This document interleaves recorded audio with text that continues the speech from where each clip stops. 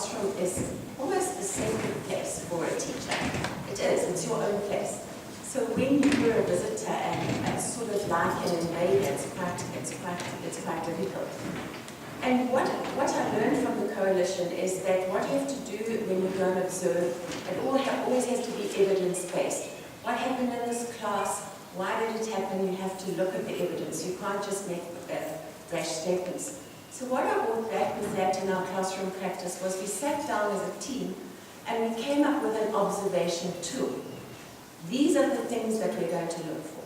And we did, also coming out of the peer review, something that was not a big rock, a quick hit, was you don't do enough peer observation. So we came up as a team with a peer observation tool, and we got into pairs and we observed each other and tried to learn from each other.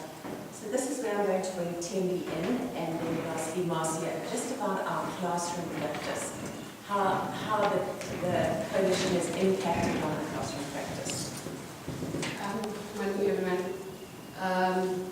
For me, it has actually changed me completely because I'm not a new teacher like Karina. I've been teaching in the past, and then you know when you've been teaching, you know that you know your stuff and nobody can come to your class and tell you what to do. and even worse, for an English teacher to come and tell you what you can do in your history class, the first thing that comes to your mind is that it worked in English, but it will never work.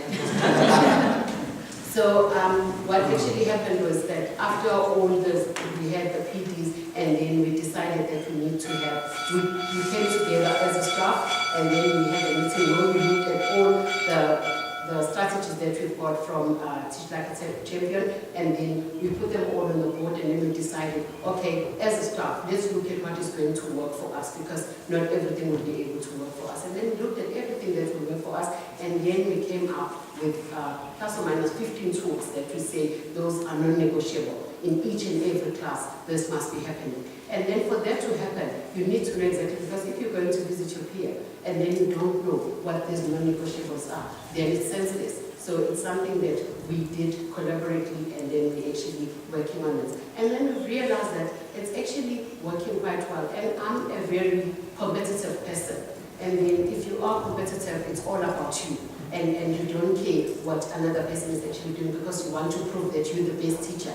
And then being part of this has actually made me realize that actually it's not about you. It's not about being competitive. It's for the interest of the students. So if as a staff we're actually working together, we can actually achieve more. And then by actually collaborating and discussing issues and going into each other's class, and then like there are so many things that you can take away, and then there are so many things that another person can take away from.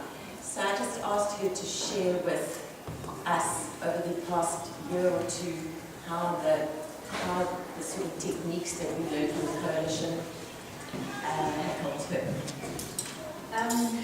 Similar to Karina, I think I have totally no clue of how to go about teaching. And I remember standing in my classroom for history, and I thought, I have no idea what I'm saying to these kids.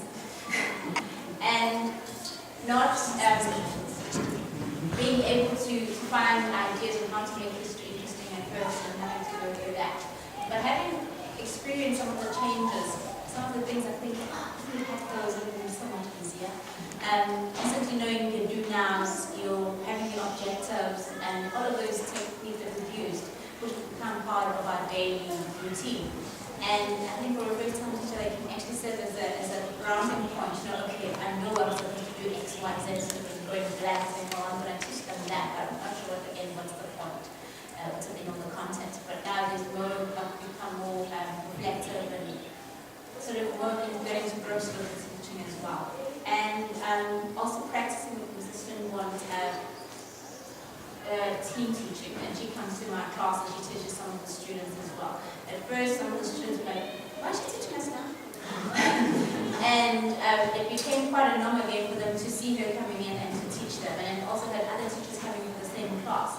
And at first they were very scared about it, but they've become so used to people coming in and they'll be observing, and they'll basically start to actually relax and become themselves as they would if I was teaching them, which just basically helps. And you're able to see the things that you're like, oh, I need to do that in this lesson, I'd like to do that, what she's done there, and it actually helps you grow as well. So all the techniques that we've used actually are helping us grow as teachers. Thembi, one of the things I love that you said when we were talking about student-centered teaching, and someone said, yes, but you can do that in a language class, or you can do that in a class, but you can't do it in a content-based class. And what did you say? Well, when I actually started, when you were a content teacher, you're always anxious to complete the syllabus because there's a lot to cover.